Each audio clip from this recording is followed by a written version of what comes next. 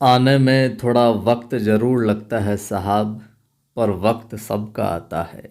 नमस्कार, जय हिंद। जीतने वालों को मेरा सलाम और जीतेगा वही जो विश्वास करेगा। मैं हूं आपका दोस्त कवि आदि गणेश।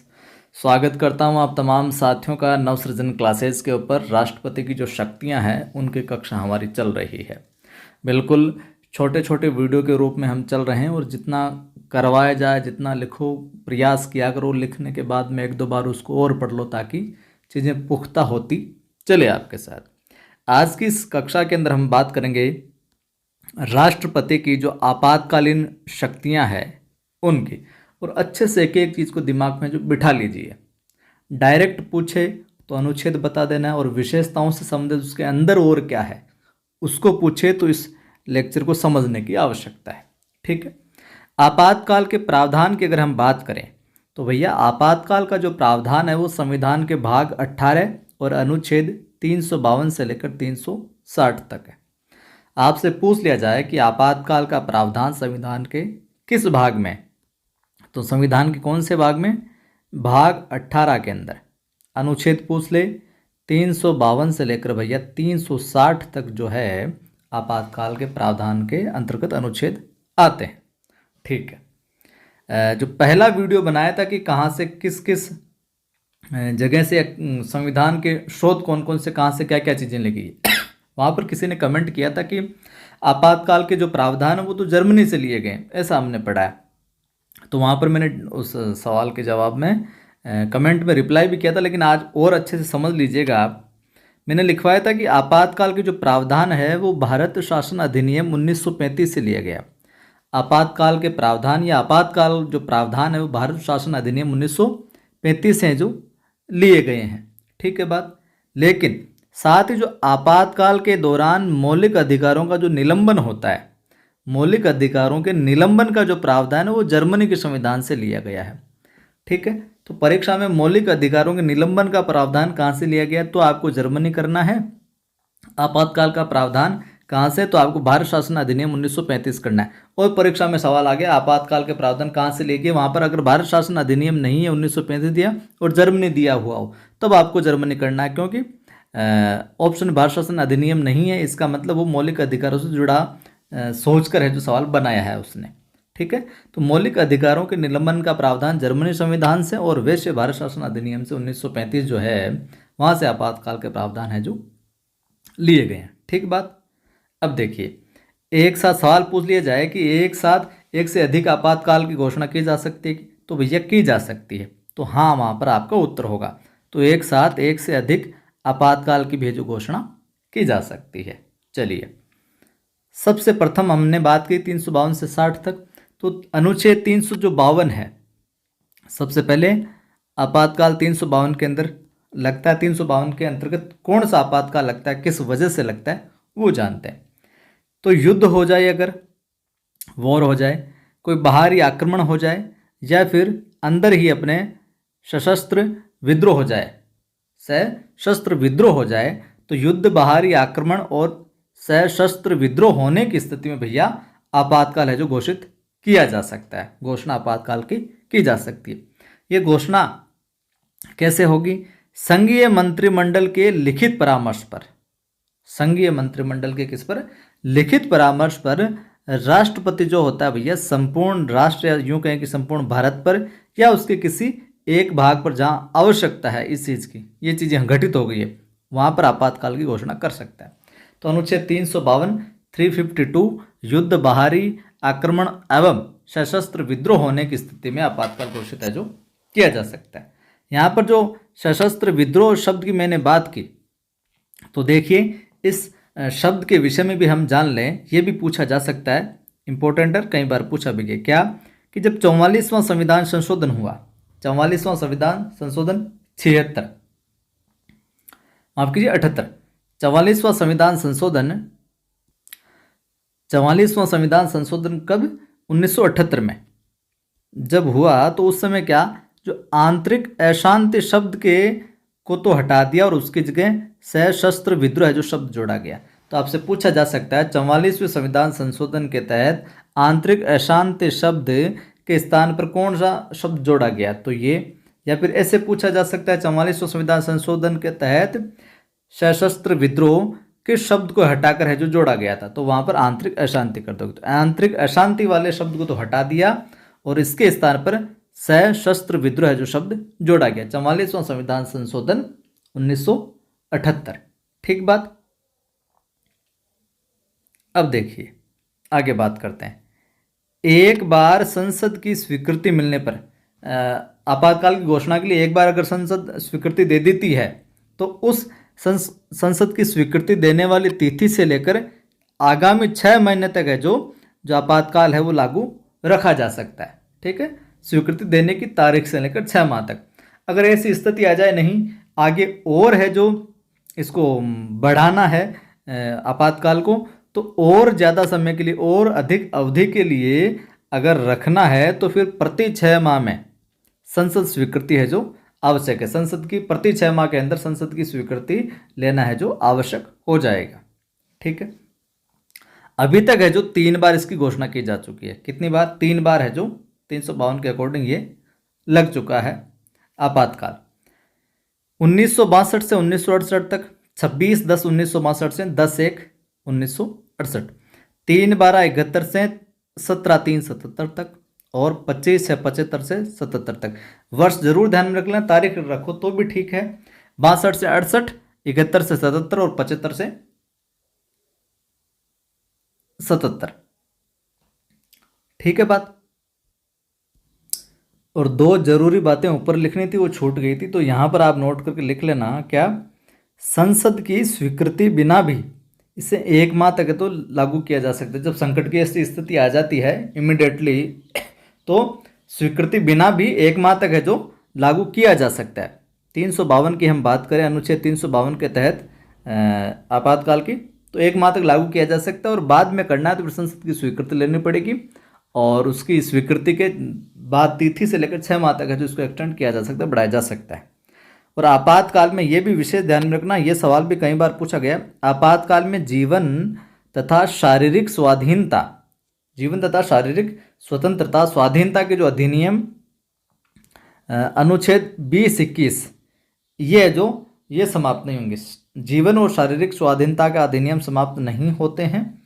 अनुच्छेद 20 या 21 यूं कह लो आप, अनुच्छेद और 20-21 में जो अधिकार दिए गए हैं स्वाधीनता की जो माफ कीजिए यहाँ पर अधिकार है, स्वाधीनता की जो अधिकार है, स्वतंत्रता की जो अधिकार है, कौन से? जीवन और शारीरिक स्वाधीनता के, फिजिकली, वह अनुच्छेद 20-21 में है। ये समाप्त नहीं होते हैं, इनको न सीमित किया जा सकता न समाप्त किया जा सकता। तो ये 2 बातें और ध्यान में रख लेना।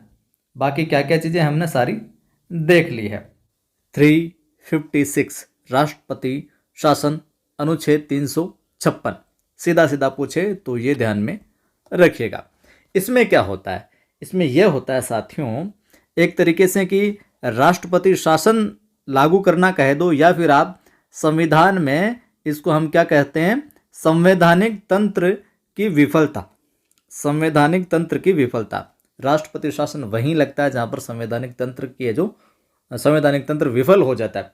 अब संवैधानिक तंत्र विफल होने से यहाँ तात्पर्य यह है कि मान लो कि किसी राज्य का जो राज्यपाल है, राज्यपाल राष्ट्रपति को ये प्रतिवेदन दे या ये बात कहे कि भैया राज्य में ऐसी स्थिति उत्पन्न हो गई है कि अब जो वहाँ का जो शासन है वो संविधान के प्रावधानों के अनुसार है जो नहीं चल सकता, नियमों के अकॉर्डिंग नहीं चल सकता, या राष्ट्रपति को ऐसा लग जाए कि ऐसा विश्वास हो जाए कि उस राज्य का मामला ये है, या फिर राज्यपाल राष्ट्रपति को प्रतिवेदन दे कि ऐसी स्थिति उत्पन्न हो गई, ऐसी कंडीशन हो गई है कि अब नियमानुसार जो राज्य नहीं चल सकता, यह यहाँ का जो विधानसभा वहाँ पर वो भंग होने वाली इस तरह की जो कोई स्थिति आ जाए मामला वहाँ पर, तो फिर क्या करेगा? तब राष्ट्रपति है जो राष्ट्रपति शासन की है जो घोषणा कर सकता है, या राष्ट्रपति शासन की घोषणा है जो करता है ऐसी स्थिति में। ठीक है बात। किसी राज्य का राज्यपाल राष्ट्रपति को ये बात कहे कि राज्य के अंदर अपने स्टेट में इस तरह की स्थिति उत्पन्न होगी कि भैया राज्य का जो संविधान है और राज्य का जो शासन है वो संविधान के प्रावधानों के अकॉर्डिंग नहीं चलेगा, नहीं चल सकता, ऐसी स्थिति होगी, तब राष्ट्रपति शासन लगता है। 356। चलिए अब यहाँ पर क्या बात होती है? पहले इंपॉर्टेंट बात परीक्षा में पूछी जा सकती है क्या, कि संसद की अनुमति या फिर यूं कहें स्वीकृति के बिना भी राष्ट्रपति शासन की घोषणा 2 माह तक है जो लागू रखी जा सकती है। यानी राष्ट्रपति की ऐसी स्थिति उत्पन्न होगी, राष्ट्रपति शासन की घोषणा कर दी है तो संसद की बिना अनुमति या स्वीकृति के भी 2 महीने तक है जो घोषणा राष्ट्रपति शासन वो लागू रह सकता है, घोषणा लागू रह सकती है। कितने महीने तक? 2 महीने तक। अब देखिए, अगर इसको आगे बढ़ाना है तो संसद द्वारा एक बार अनुमोदन के बाद में आपातकाल है जो 6 महीने तक जारी रह सकता है। अगर आपको आगे बढ़ाना है तो संसद की एक बार स्वीकृति आपको लेनी पड़ेगी और उस जिस तिथि को स्वीकृति मिलती है वहां से लेकर आगामी जो 6 महीने होते हैं उस 6 महीने तक है जो ये घोषणा नियमित है जो रह सकती है, लागू रह सकती है। और संसद की स्वीकृति के बिना 2 महीने तक ये मामला चलेगा। ठीक है। अगर विशेष बात यह है, अगर निर्वाचन आयोग, क्योंकि चुनाव वाला ये मसला होता है तभी ज़्यादातर वैसे लगता है, या कोई विशेष और परिस्थिति हो जाती है, तो अगर निर्वाचन आयोग ये प्रमाणित कर दे, ये बात तय कर दे कि अभी जो विधानसभा है इसका चुनाव कराना क्या संभव नहीं है, तो फिर ऐसी स्थिति में 1 वर्ष से अधिक अवधि के लिए घोषणा लागू रह सकती है। कितने? अगर निर्वाचन आयोग ये प्रमाणित कर दे कि भैया ऐसी परिस्थितियाँ उत्पन्न हो गई कि चुनाव संपन्न नहीं होगा, तो फिर ये जो अवधि है, ये जो घोषणा 1 वर्ष से अधिक अवधि के लिए रह सकती है। और ज़्यादा से ज़्यादा हम बात करें तो अधिकतम 3 वर्ष के लिए ये जो घोषणा रह सकती है। आ गई बात समझ में?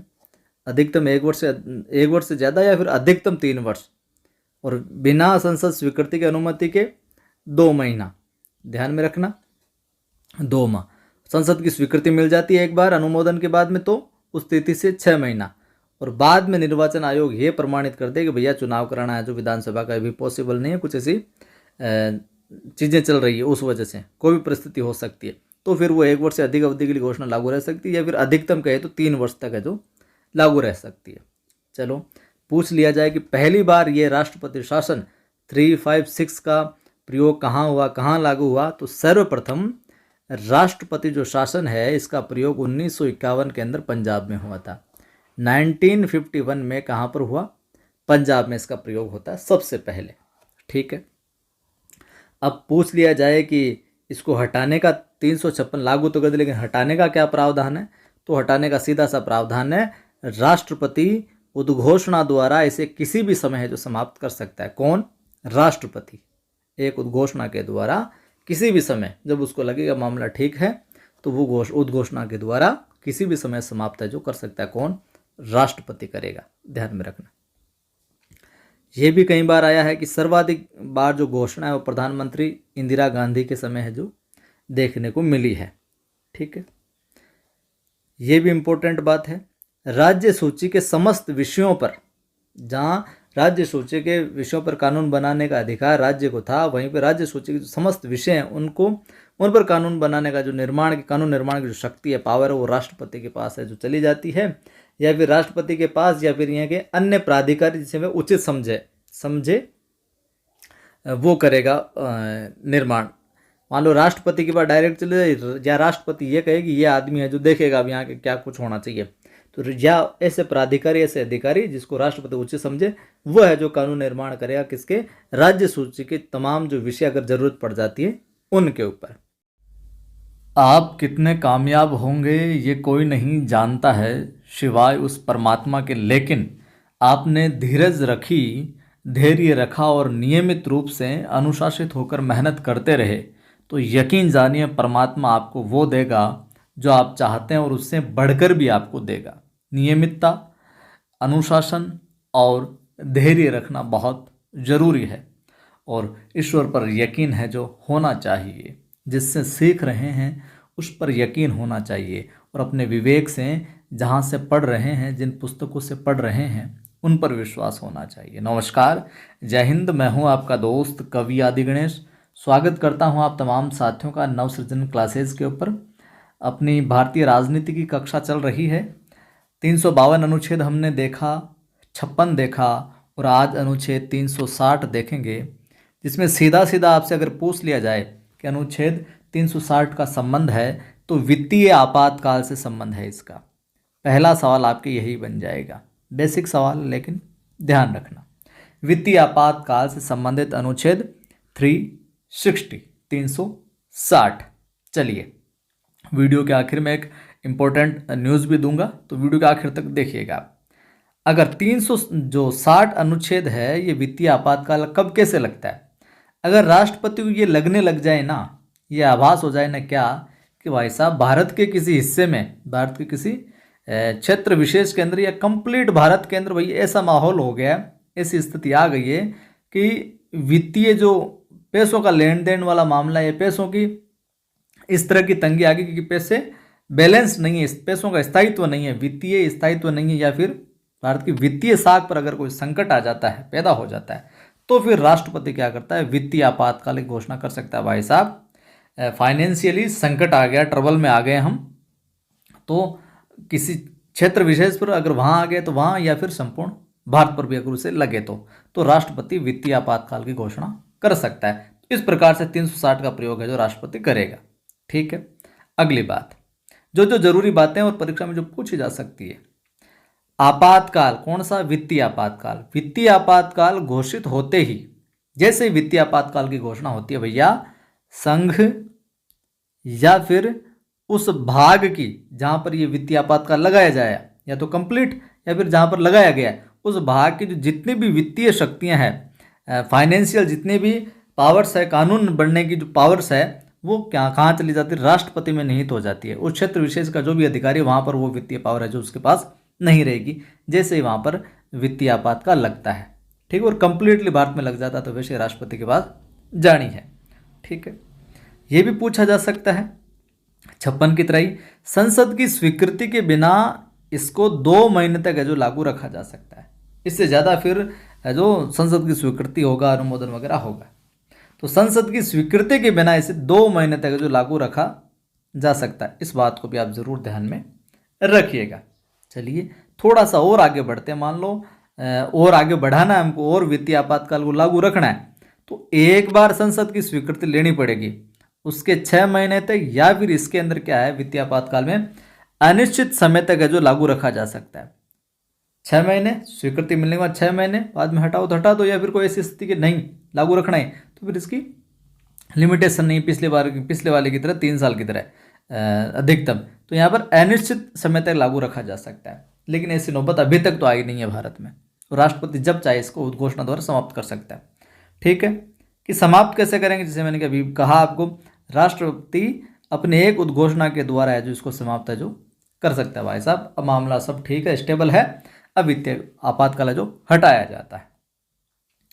भारत में जैसा कि मैंने कहा, वित्तीय आपातकाल एक बार भी अभी तक जो नहीं लगा है। ठीक है, चलिए इसमें एक इंपॉर्टेंट बात ध्यान रखने वाली बात है। यहाँ पर यह सवाल परीक्षा में पूछा गया पहले भी, तो यहाँ पर इन दोनों बातों को ध्यान में रखना, और आराम से सुनोगे तो याद हो जाएगी। क्या बात है कि जब वित्तीय आपातकाल लगता है ना भैया, तो राज्य सरकारें हो चाहे या फिर संघ सरकार हो, राज्य सरकार, राष्ट्रपति क्या करता है, राज्य सरकार हो या फिर संघ सरकार हो, वित्तीय आपातकाल में पैसों की जरूरत पड़ती है, तो उस समय जो राज्य सरकार के और संघ सरकार के जो कर्मचारी हैं, किसी भी वर्ग का हो भले हो, उन अधिकारियों की जो वेतन है, जो उनके भत्ते हैं, उनमें कटौती की जा सकती है, काटे जा सकते हैं भैया। वेतन भत्तों में क्या की जा सकती है? कटौती है जो की जा सकती है। मान लो किसी को 10,000 मिल रहे हो, तो उसको कि भाई 3,000 काटेंगे, इधर बैलेंस करने में लगाएंगे तो 7,000 मिलेगा उसको, तो वेतन भत्तों में कटौती की जा सकती है। राज्य सरकार के हो अधीन हो कर्मचारी, या फिर कोई संघ सरकार के कर्मचारी हो, ये राष्ट्रपति काम कर सकता है।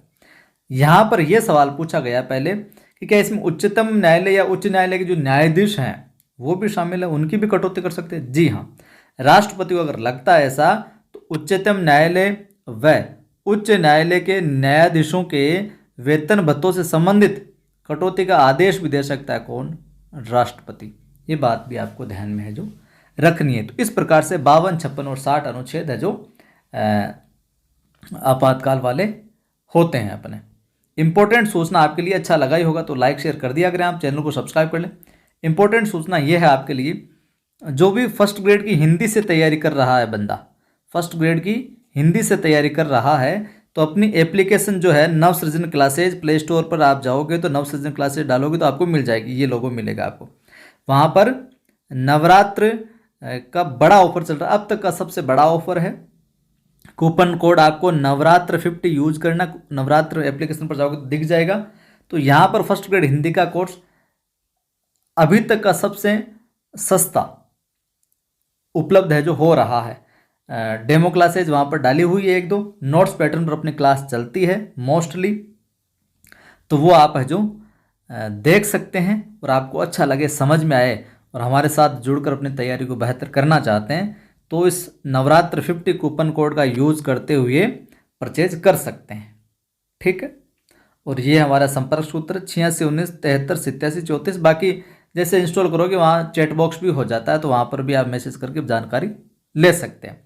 नवसृजन क्लासेज इंस्टॉल कीजिए, वहाँ पर मैं फ्री टेस्ट भी डालता रहता हूँ। कोर्स ना भी खरीदें तो फ्री टेस्ट जीके वगैरह के, हिंदी वगैरह के आप देख सकते हैं। अपना दूसरा चैनल भी है कवि आदि गणेश नाम से, यहाँ पर हिंदी की क्लासेज चलती है, इंपॉर्टेंट फ्री क्लासेज।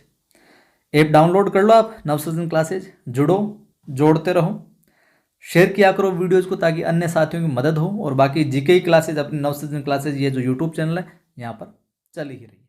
जय हिंद।